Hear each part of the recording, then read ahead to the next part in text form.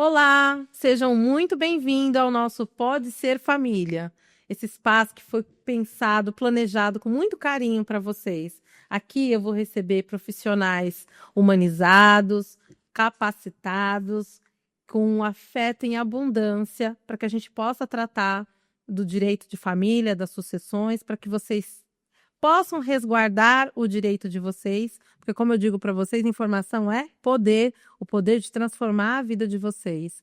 E hoje eu começo esse podcast recebendo a minha querida amiga, doutora Daniele Maranhão. É uma profissional maravilhosa, uma pessoa excepcional, que vai dividir um pouco do dia a dia dela nos tribunais, na luta diária para defender o seu direito. Oi, amiga, tudo bem? Tudo bem, Lu. Eu que agradeço o convite.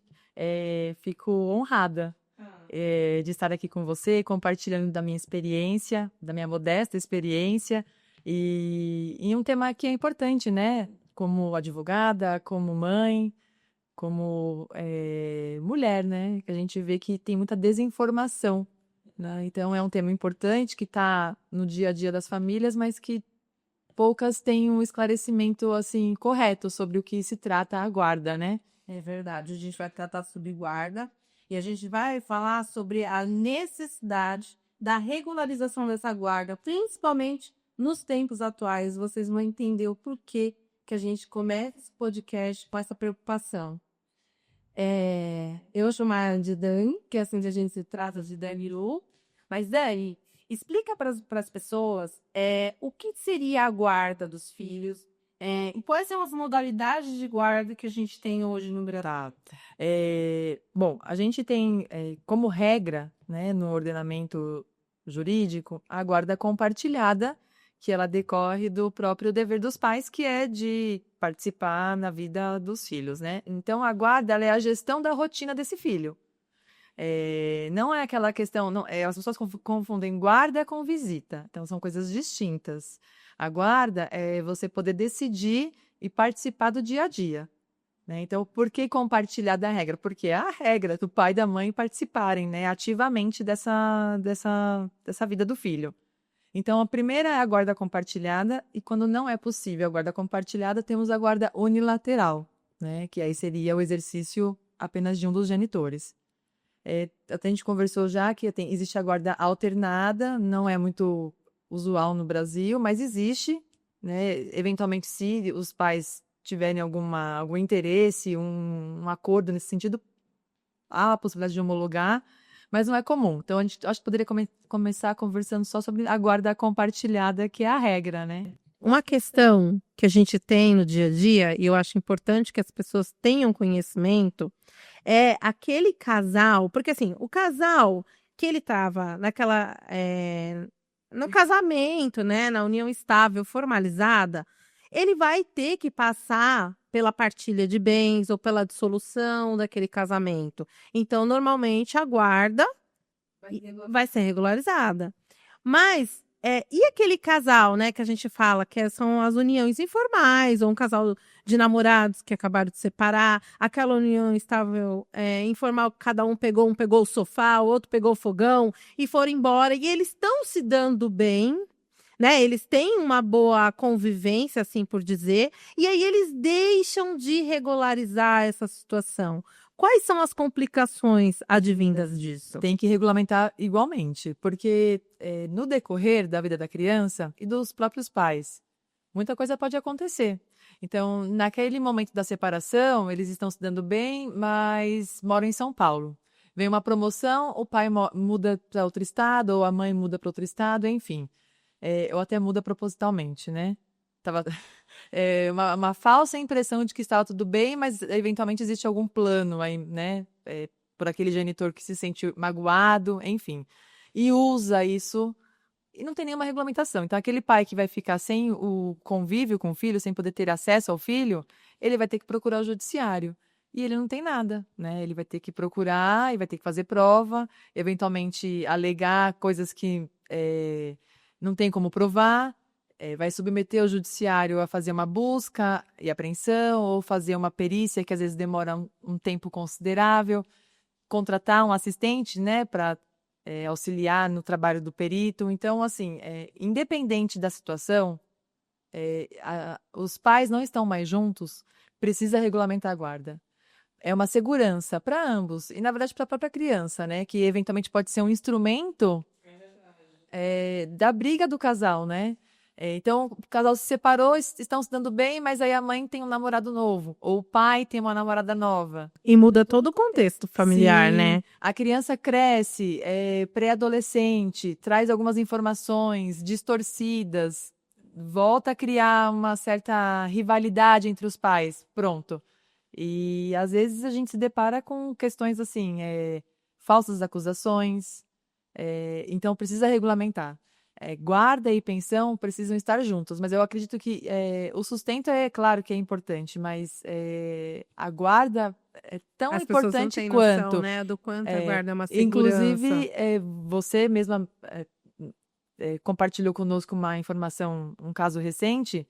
A própria Defensoria Pública, quando vai atender, né, aquela mãe que pensa em regulamentar, só presta assessoria para fins de alimentos, pensão, e deixa de regulamentar a guarda. Que é o principal, né?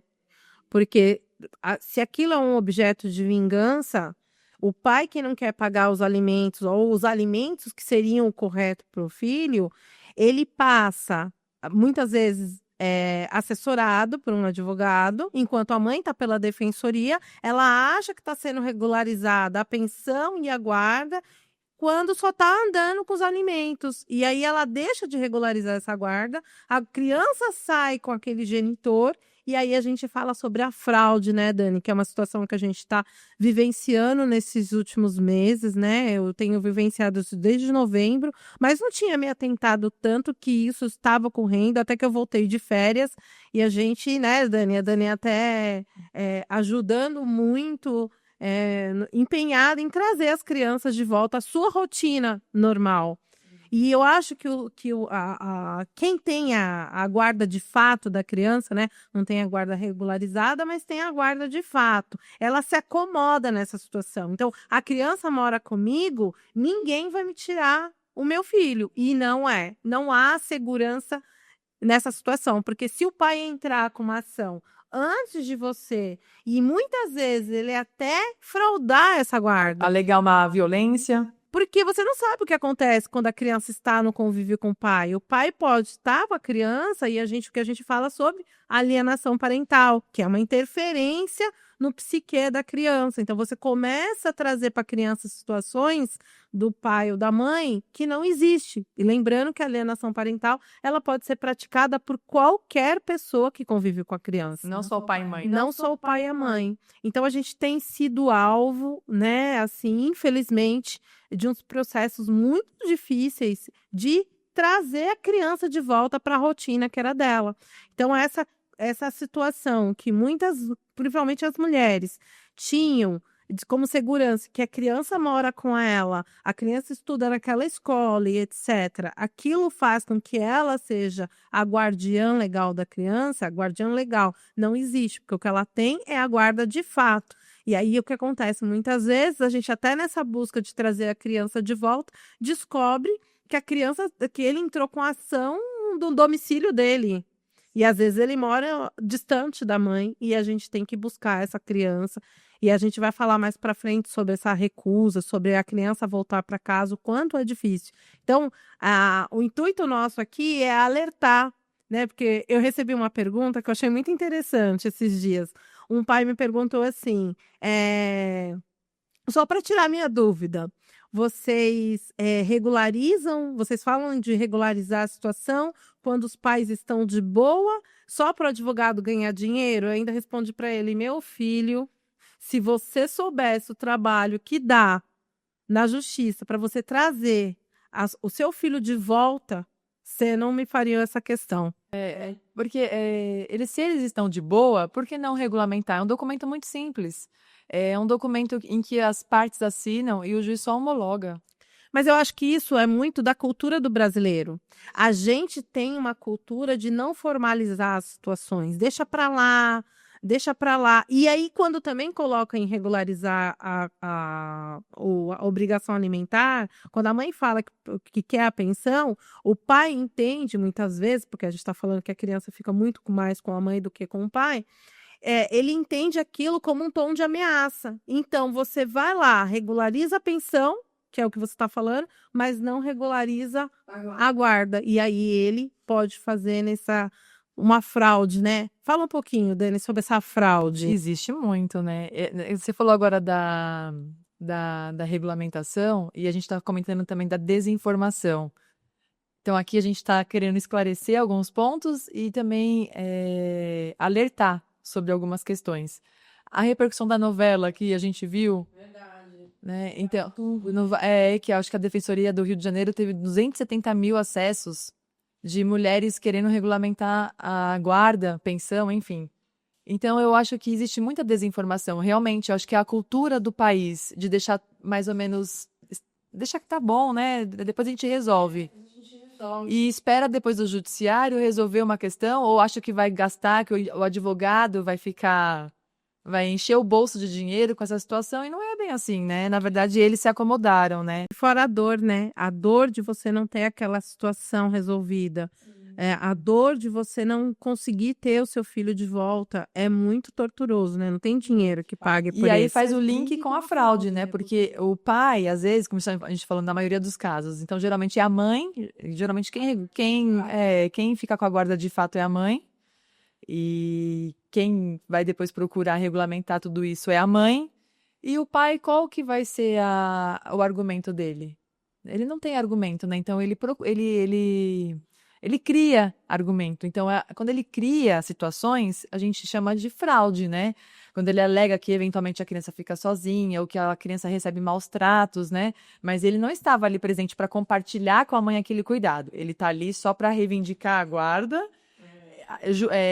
apontar o dedo, né? Acusar a mãe, mas ele não estava ali, né? Então, quando cria mentiras num processo só para meio de defesa, isso é a fraude.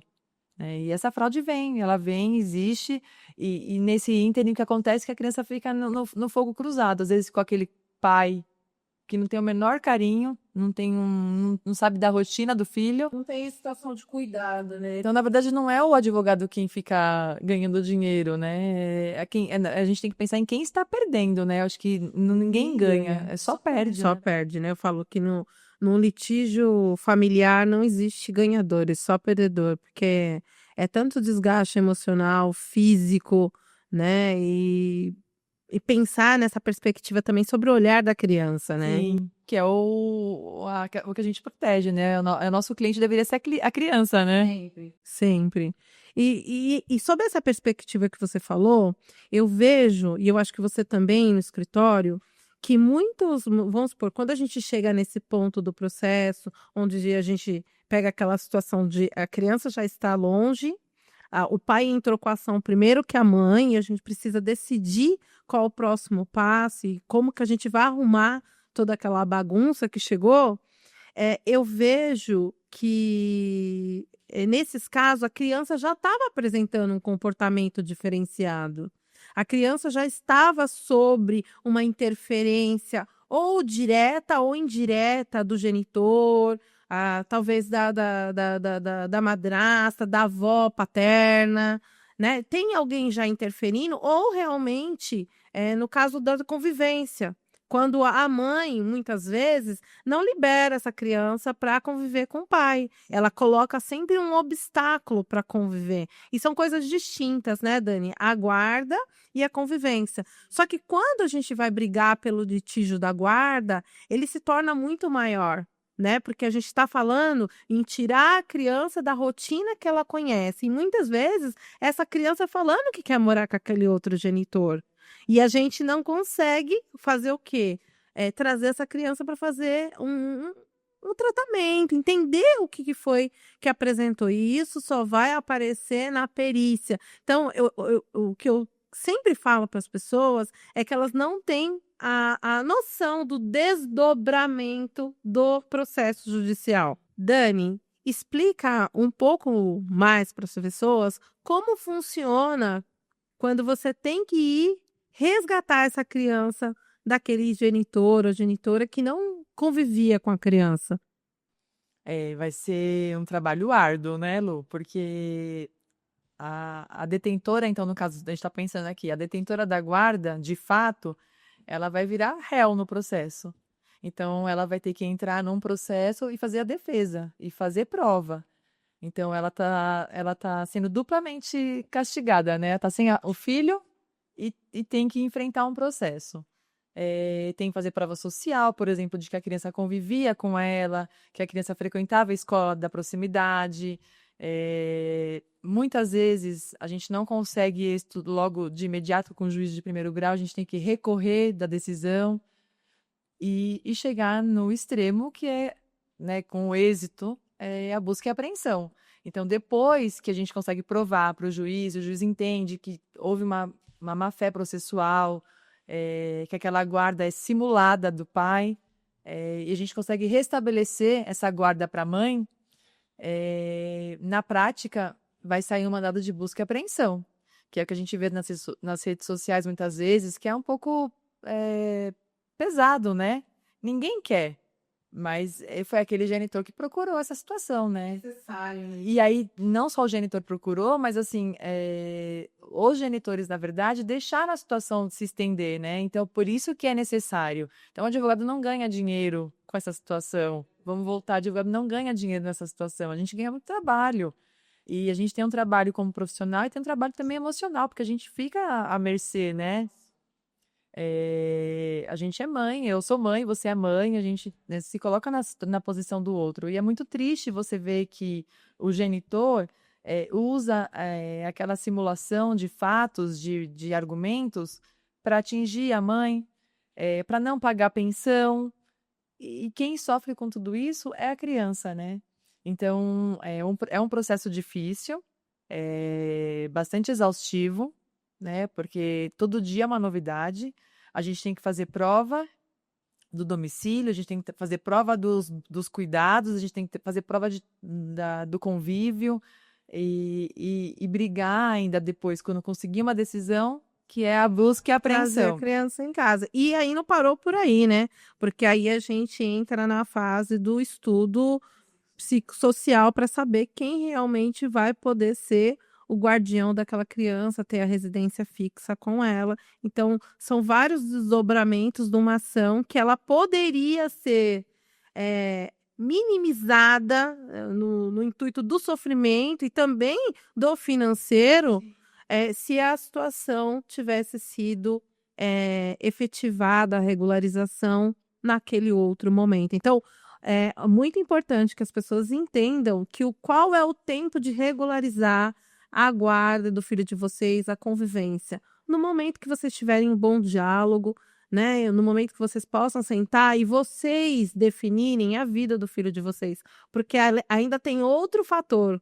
Quando você passa isso para o judiciário, é ele que vai decidir sobre a vida do seu filho. Eu falo que é muito triste isso, né?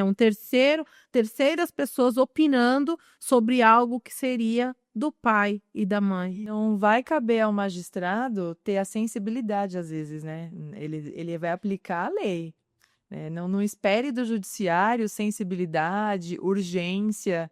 A gente vê casos, como você mencionou, emblemáticos, até casos que tiveram desdobramentos trágicos, né? Com maus tratos de criança e até morte, né? É verdade. Em que muitas vezes foi denunciado no judiciário maus tratos e não foi revertida a guarda, né? Então a gente se depara com situações atípicas, né? E discrepantes. Situações em que há uma simulação, há uma fraude, e situações em que existe verdade e o judiciário não faz nada. É verdade. Né? Então, não pode esperar. Eu acho que a gente Para hoje, né? tem que fazer. Tem que fazer. E a guarda compartilhada, eu acho que até para como esclarecimento, que as mães geralmente não querem guarda compartilhada, não entendem. A guarda compartilhada, a gente fixa a residência da criança, né? Então, a gente pode ter a guarda compartilhada e fixa a residência no lar materno ou no lar paterno, né? Eventualmente não é tão comum, mas a gente fixa a residência e a convivência. E o que é inusitado Um parênteses aqui, né? A guarda compartilhada, o pai, ele quer, mas ele vai visitar de finais de semanas alternados, né? Exatamente. É a guarda compartilhada que é travestida da unilateral, né? Então, porque na verdade a guarda, muitas vezes para o genitor, né? Ou eu vou falar o genitor, né? Mas ela não visa atender a guarda em si, ela visa afetar o outro. O outro, né? Ele não quer, na verdade, ele não queria regularizar como deveria. Olha, doutora, eu não acompanho o dia a dia do meu filho, eu não posso fazer nada por ele na semana, porque você começa a apresentar, né? Quando o pai chega, como a gente estava falando lá no início, eu quero a guarda compartilhada, então me mostra o que o filho faz no dia a dia, qual é a atividade? Não sei. Que escola ele estuda? Qual o horário que ele estuda? Não sei, acho que é à tarde, de manhã. O que ele faz? Faz natação? Porque aí a gente vai fazer o quê? Um planejamento dessa parentalidade, né? Como que você vai participar da vida do seu filho, né? Que é a coisa mais preciosa que você tem, é o seu sangue, né? É o seu filho. Filho que está no seu coração, no seu amor, ele é o seu filho para sempre. Existe. Não existe. Ele só passa a pensar na guarda compartilhada quando ele se vê, de certa forma, ameaçado, né? Porque a mãe falou, como no caso da novela, a mãe falou, eu quero regulamentar a pensão alimentícia, porque ele dá o quanto ele quer por mês. Aí ele falou, opa, mas espera aí que eu também quero os meus direitos. Por que ele nunca falou desses direitos antes? Qual que é o direito dele como pai? Não era a justiça que deveria falar para você e nenhum advogado, né? Quando seu filho nasce, você já sabe a obrigação que você tem com ele, mas... E aí esse processo, ele já vai nascer, esse processo que você comentou, como que vai ser, então, voltando, nasce... Já no litígio. Já no litígio. Já numa briga, né? E querendo, na verdade, os genitores querendo afetar um ao outro, né? A grande maioria. E infelizmente, alguns casos em que realmente existe uma verdade. É porque assim, a doutora Daniela está falando muito sobre. Outro dia a gente vai fazer essa live sobre alienação parental, mas o que acontece é a mentira que é contada durante a instrução processual. Quer dizer, assim, imaginem vocês que sem nenhum pudor as pessoas têm coragem de ir na justiça e denunciar o outro, falar que o outro cometeu um crime. Levianamente. Né? E sem provas, né? Sem provas. Às vezes eu vejo assim, o pai tá maltratando a criança, a mãe maltratou a criança durante o ano inteiro. Ué, e você estava sabendo disso e você não fez nada? Você não contratou, né? Não foi atrás de um profissional, uma terapeuta, para saber, a criança quer morar comigo, ela está dizendo que ela me ama. Ué, mas por que ela mudou desse jeito? A criança, ela sofre influências, às vezes até do tempo mesmo, saudade, afeto, às vezes aquele pai, aquela mãe que não estava dando um carinho, está mais presente, e faz confusão na cabeça da criança. Então, será que você tinha que entrar com a ação ou você teria que, né, disponibilizar para o seu filho um tratamento, né, na terapia, para que a gente pudesse entender dentro da psicologia o porquê que aquela criança apresentou naquele curto tempo que ela queria morar com você? É lamentável você jogar nas costas da criança um ônus tão grande de um processo. É uma massinha que está sendo moldada. Porque a gente sabe disso, né, Dani? E muitos psicólogos hoje, graças a Deus, vêm falando que a criança mente. Né? A criança mente, a criança inventa o porquê. Aí a gente, dentro da psicologia, né, a criança sendo acompanhada, que a gente vai entender o psiquê dela, o porquê que ela criou aquela história, se houve uma interferência do pai ou da mãe. Às vezes tem até uma patologia, pode ter patologia, né? Pode ter, mas eventualmente fica mais assim latente quando há um estímulo, né, daquele pai, daquela mãe. Ela é triste, né? E falando sobre isso, sobre entrando na patologia da criança, a gente também, assim, às vezes a gente tem o pai e a mãe que tem a guarda regularizada na justiça, a gente tem a convivência regularizada, e aí muitas vezes o guardião, ele passa a não entregar a criança, ele passa a restringir o contato da criança com o outro genitor, né? E aí trazendo prejuízos gravíssimos, que a gente entra também no caso da busca e apreensão, né? Que muitas vezes já está regulamentado, e aí você você vai ter que cumprir aquela situação, né, por um processo, que a gente chama de execução, cumprimento de sentença, e aí você vai ter que pedir a busca e apreensão.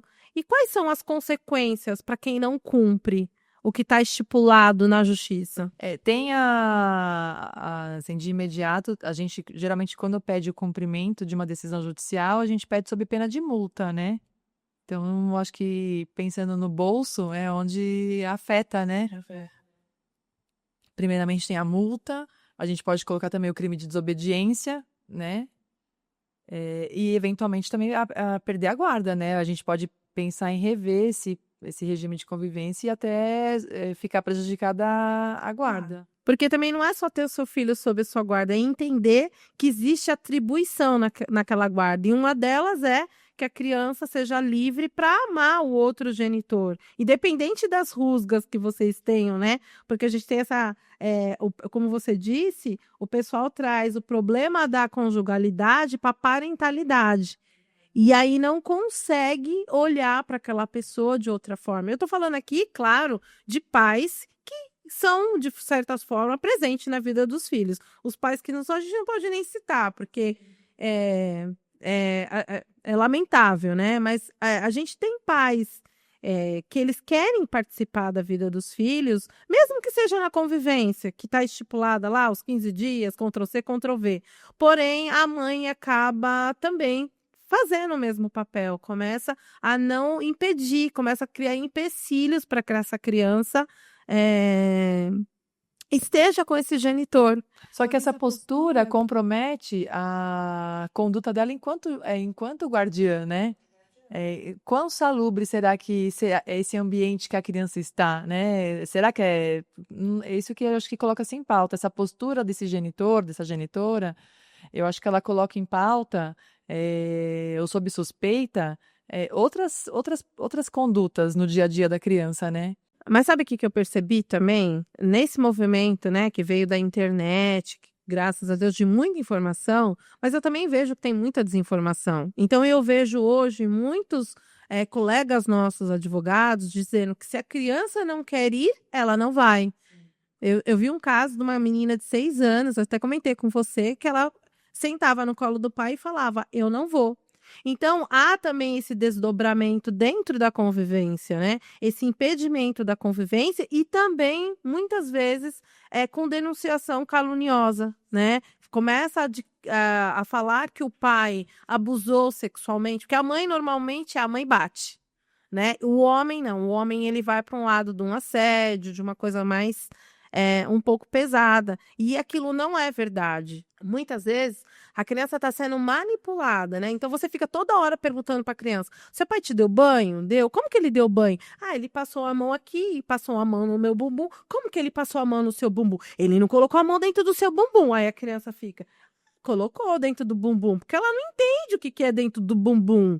Né? E aí a mãe já vai na justiça e já fala que a criança está sofrendo assédio. E eu acho que eu faço um parênteses nessas situações, porque eu acho que toda vez que vem uma denunciação que não é verdade, que traz um prejuízo para obter uma certa vantagem no processo, a gente atrapalha os casos que realmente são verdades, né?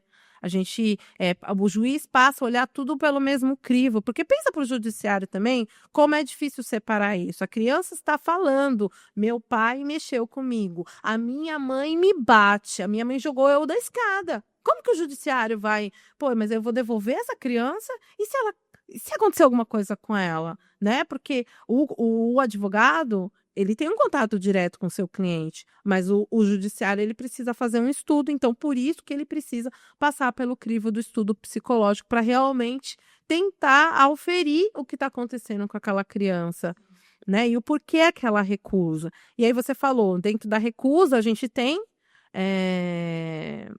a recusa somente da criança não deve ser considerada. Até porque a criança vai escolher o que é mais conveniente para ela, né? A gente está falando de uma criança que não tem noção, né? A gente falou que ela está em pleno desenvolvimento emocional, o desenvolvimento, enfim, é completo. E aí, você vai submeter a criança à escolha? Ela vai escolher aquele pai, aquele genitor que não exige fazer lição, não exige, né, as tarefas básicas do dia a dia. Então, não é parâmetro. A criança tem poder de escolha, mas ela não é ela quem vai decidir. Então, a criança não quer cumprir. Se a criança não quiser, ela não vai. Ela tem que cumprir. E o pai que estiver com a criança tem que estimular a criança a cumprir, sim, a decisão. É porque a gente não pode se envolver emocionalmente, né? A sobrecarga do processo em si já faz com que a gente pene bastante, né? Nos processos de guarda, de convivência, de entender o que está acontecendo com a criança. E muitas vezes a criança está com aquele genitor que a gente não tem acesso para falar, olha, vamos combinar de levar a criança na terapia, né? Para que ela possa, a gente possa entender o que está acontecendo, né?